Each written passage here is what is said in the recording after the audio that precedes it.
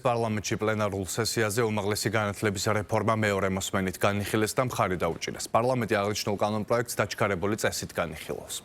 ინიციატივა უმაღლესი განათლების მოდელზე გადასასვლელად სამართლებრივ ბაზას ქმნის, რაც ბაკალავრიატის 3 წლიან სწავლებასა და 1 წლიან მაგისტრატურას გულისხმობს. გეგმაშია ფაკულტეტების გადანაწილების ახალი წესიც, რაც ნიშნავს იმას, რომ სახელმწიფო უნივერსიტეტებში ფაკულტეტების დუბლირება აღარ მოხდება და ერთი ფაკულტეტი მხოლოდ ერთ სახელმწიფო უნივერსიტეტში იქნება.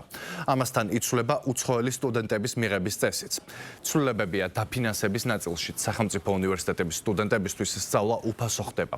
რაც შეეხება კერძო უნივერსიტეტებს, 2026 წლიდან ჩარიცხულ სტუდენტებზე სახელმწიფო დაფინანსება აღარ გაიცემა, თუმცა მათ, ვინც უმაღლეს სასწავლებლებში უკვე სწავლობენ, დაფინანსებასთან დაკავშირებული ცვლილება არ შეეხებათ და ისინი სასწავლო ციკლის დასრულებამდე გრანტს შეინარჩუნებენ.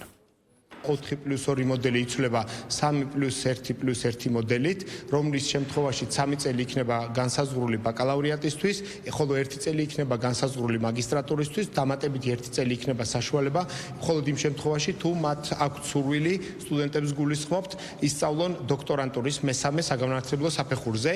მეორე უმნიშვნელოვანესი გადაწყვეტილება გახლავთ ის, რომ სწავლება სრულად გახდა უფასო როგორც პირველ, ასევე მეორე საფეხურზე, ბაკალავრიატის და მაგისტრატურის დონეზე. აქ იგულისხმება სახელმწიფო უნივერსიტეტები, მთავრობას ენიჭება დელეგირება, დისკრეციული უფლება თავად განსაზღვროს სახელმწიფო უნივერსიტეტებში რა მიმართულებით უნდა მოხდეს გადანაწილება სასწავლო პროგრამების, ასევე მოხდება სტუდენტების კვოტირება, რომელიც დაეფუძნება ძირითადად საბაზრო ეკონომიკის პრინციპებს, ბაზრის მოთხოვნებს. დავსვით ძალიან ბევრი შეკითხვები, თუმცა ჩვენთვის პასუხები ამ შეკითხვებზე არ იყო საკმარისი.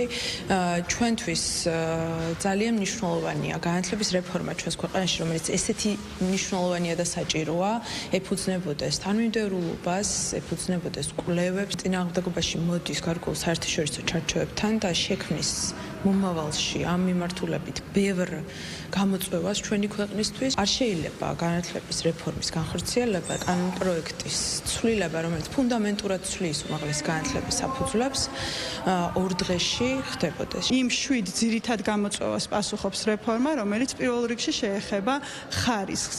ჩვენ ყოველთვის ხვდებით, რომ ხარისხის მიმართულებით ძალიან მნიშვნელოვანი ცვლილებები იყოს საჭირო და ეს იქნება ერთის მხრივ როგორც სახელმძღვანელოების განვითარება, ასევე მნიშვნელოვანია, რომ პროფესორების კვალიფიკაციის ამაღლება იქნება და სახელმწიფო მიმართულებით იქნება ისეთი დაფასება, რომ პროფესორს შეეძლოს სწავლებასთან ერთად კონდეს სამეცნიერო კვლევითი საქმიანობა და უნივერსიტეტის განვითარებაზე იყოს კონცენტრირებული.